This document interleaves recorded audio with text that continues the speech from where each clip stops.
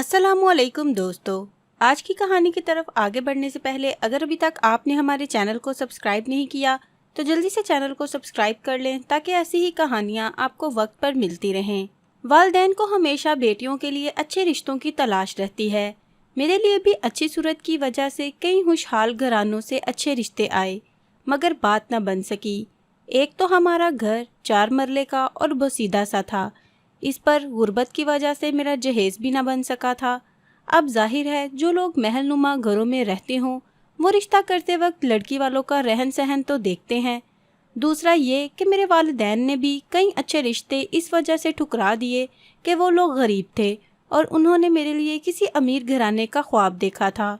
बिलाखिर वालिद साहब ने इस सुनहरे ख्वाब की ताबीर ढूंढ निकाली। अब्बा जान के एक दोस्त इब्रार अहमद ने इनको बताया कि उनके एक वाकिफ़कार दुबई में रहते हैं जिसके पास वो काम करते हैं। वो एक अरबी ताजर था और बहुत दौलतमंद था। वो पाकिस्तानी मुसलमान लड़की से शादी करना चाहता है। अगर तुम कहो तो मैं अपने दोस्त से बात करूं। वो आजकल इस अरबी ताजर के साथ पाकिस्तान आया हुआ है। वालिद साहब ने फ़ौरन हामी भर ली कि हाँ, मुझे उनके पास ले चलो।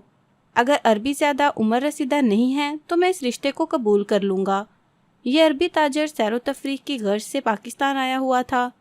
वालिद दोस्त के हमरा जाकर उससे मिले। ये एक उधेड़ उम्र शख्स था। अब्बा जान ने फ़ौरन इस रिश्ते को कबूल करने का वादा दे दिया।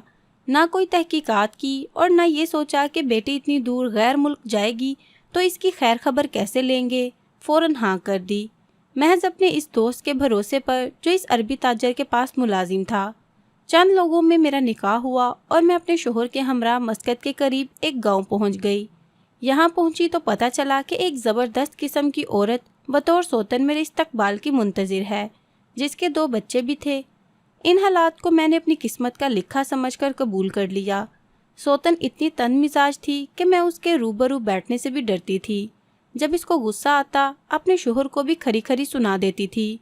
इसी डर की वजह से मैंने इस औरत की हर ज्यादती को खंदा पेशानी से बर्दाश्त किया। सोचा अब जीवन की डोर जिसके साथ बन गई है तो इस नाते को तोड़ना नहीं है। मेरा शोहर मेरा ख्याल करता था, किसी शय की कमी न थी, मगर तन्हाई थी और सोतन का राज था। जुल्म सहना मेरी आदत बन गई। जिसका कोई पास ना हो और वो दुश्मन के नरगे में घर जाए तो सिवाय हथियार डालने के चारा क्या रह जाता है। मैंने भी हथियार डाल दिए। मेरे वालिदैन ने मेरी सारी कश्तियाँ जला डाली थी। पीछे मुड़कर देखने को क्या रह गया था। सोचा कि किस्मत में इस देवकामत औरत की नौकरानी बनना लिखा था, सो बन गई हूँ। शोहर तो ज़्यादातर दुबई या दूसरे मुल्कों में रहता था। साल भर तो मैंने बर्दाश्त किया, मगर कहाँ तक। आखिर सब्र का पैमाना लबरेज हो गया। सुना तो था कि सब्र का फल मीठा होता है, मगर ऐसा मीठा फल किस काम का जिसमें कीड़े पड़ चुके हों। मेरा शोहर अक्सर काम से बाहर रहता। मेरा वास्ता हर वक्त सोतन से रहता, जो मुझसे काम कराते न थकती थी।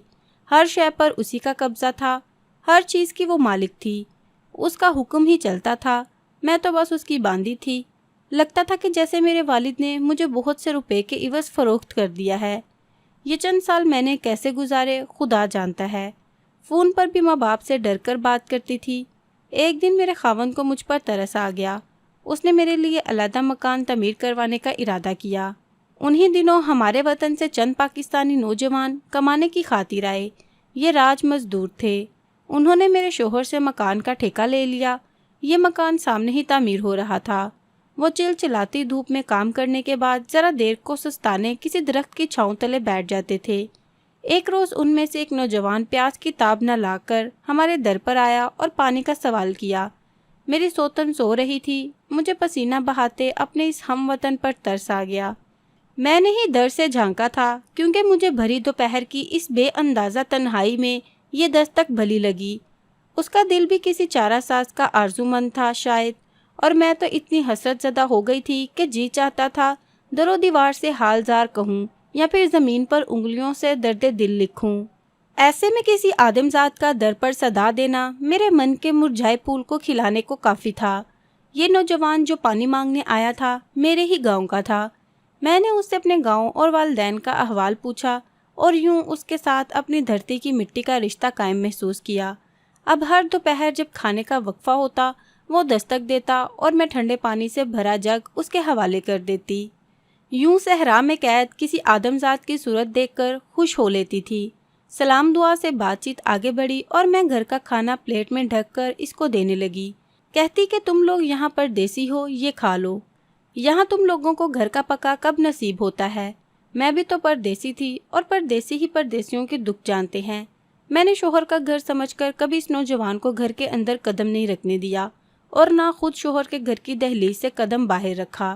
اس بات کا علم میری سوتن کو بھی تھا۔ وہ مجھے راج مزدوروں کو پینے کا پانی دینے سے منع نہیں کرتی تھی۔ میں نے کبھی نہ سوچا کہ کسی سے محبت کروں گی۔ محبت تھی کہاں اس دنیا میں۔ جس ہمدرد چہرے کو دیکھتی تھی لگتا تھا یہی تنہائی کے سنگلاخ میں جینے کا آسرا ہے۔ دل میں زندہ رہنے کی آرزو تو ابھی بھی جگنوں کی طرح چمکتی تھی، مگر گناہ کا تصور تک نہ کیا تھا۔ بس ایک مزدور کو جو ہم وطن تھا اور پیاسا ہوتا تھا، پانی کا ایک جگ روزانہ دے دیا کرتی تھی۔ اس کے بدلے اللہ سے سکون مانگتی تھی۔ ایک روز میری سوتن نے مجھ سے اپنا قیمتی لباس استری کرنے کو کہا۔ وہ مجھ سے انجانے میں جل گیا۔ وہ بھڑک اٹھی۔ اس نے چلا کر کہا، تو کس کے تصور میں کھوئی رہتی ہے؟ تو نے میرا لباس کیوں جلایا؟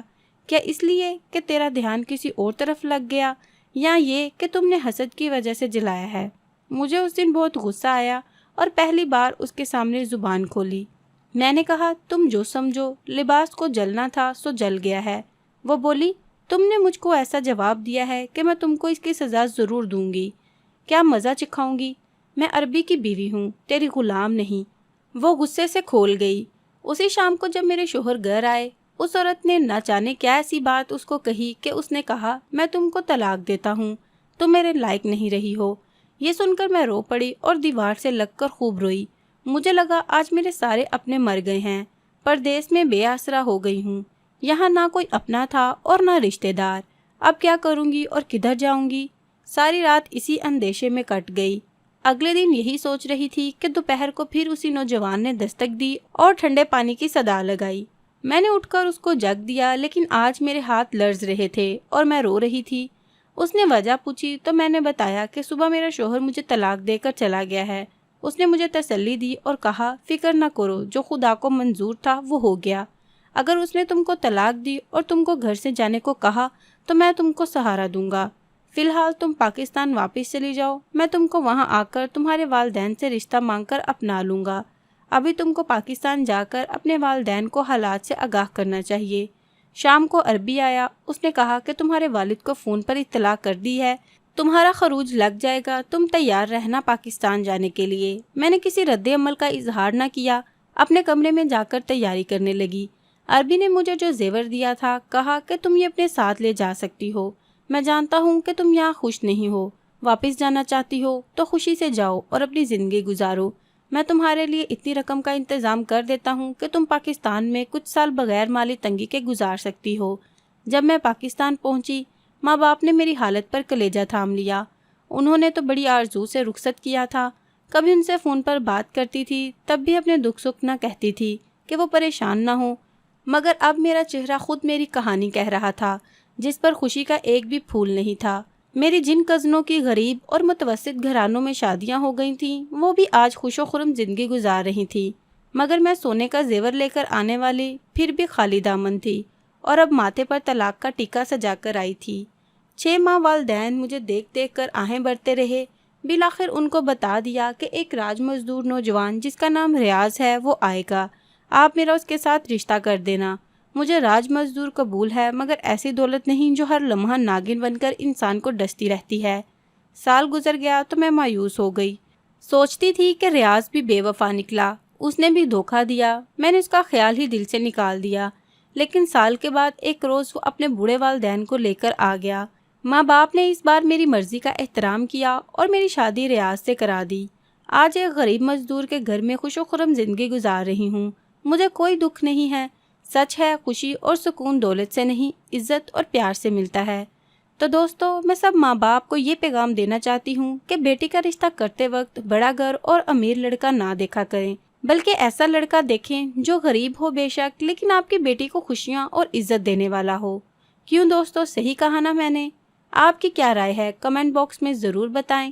مزید ایسی کہانیوں کے لیے میرے چینل کو سبسکرائب کر لیں اور اگر ویڈیو پسند آئے تو ویڈیو کو لائک کریں۔ ملتے ہیں ایک اور نئی ویڈیو کے ساتھ، تب تک کے لیے اللہ حافظ۔